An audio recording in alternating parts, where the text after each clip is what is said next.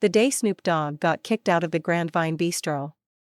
It was an ordinary Thursday evening at the Grand Vine Bistro, a swanky high-end restaurant known for its strict dress code and exclusivity. The soft hum of jazz music filled the air as patrons sipped on fine wine and indulged in meticulously plated meals. In walked a man with a swagger that turned heads, a tall figure wearing a crisp flannel shirt, a gold chain, and his signature sunglasses. It was none other than Snoop Dogg, the rap legend himself. He moved with ease, his charm radiating like a warm breeze. The moment he entered, the restaurant's manager, Harold Pettigrew, caught sight of him. Harold was a meticulous, no-nonsense kind of man, with a reputation for enforcing every rule to the letter. His eyes narrowed as he noticed Snoop's attire, specifically his sneakers. "Excuse me," Harold said, intercepting Snoop at the hostess stand. "We have a strict dress code here. Sneakers are not allowed." Snoop tilted his sunglasses down slightly, revealing an amused grin. "Oh, my bad, boss man. Didn't realize y'all were that fancy. I'll keep it cool." Harold didn't budge. "I'm sorry, but I can't seat you dressed like that. I'll have to ask you to leave." A hush fell over the dining room. The patrons, many of whom were fans, stared in disbelief. Snoop was unfazed. "Look, man," he said smoothly, "I ain't here to cause no trouble. Just wanted to grab some grub, vibe out, and keep it low-key. But if that's how it is, I respect the rules." Harold crossed his arms. "I'm afraid it's non-negotiable."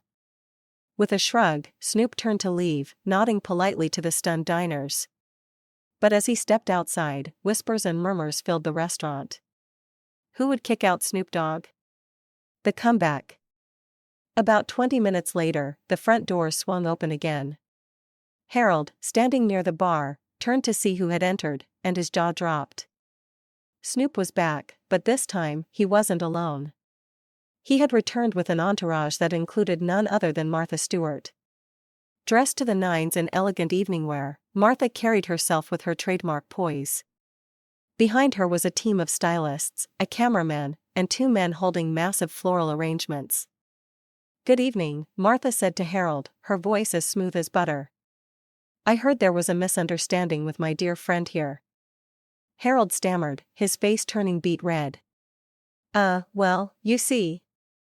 Before he could finish, Martha gestured for silence. "We'll be taking the private dining room," she said firmly.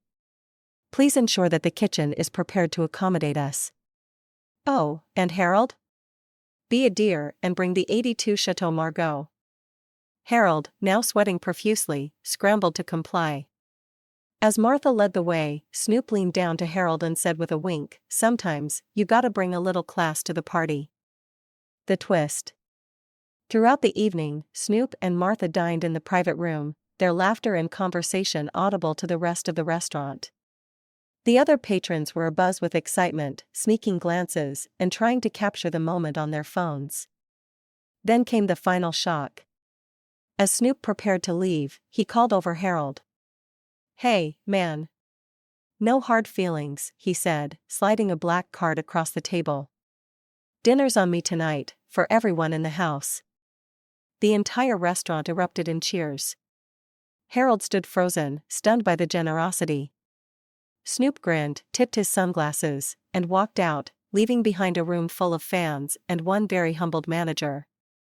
From that day forward, the Grand Vine Bistro became known as the place where Snoop Dogg flipped the script, and Harold never lived it down.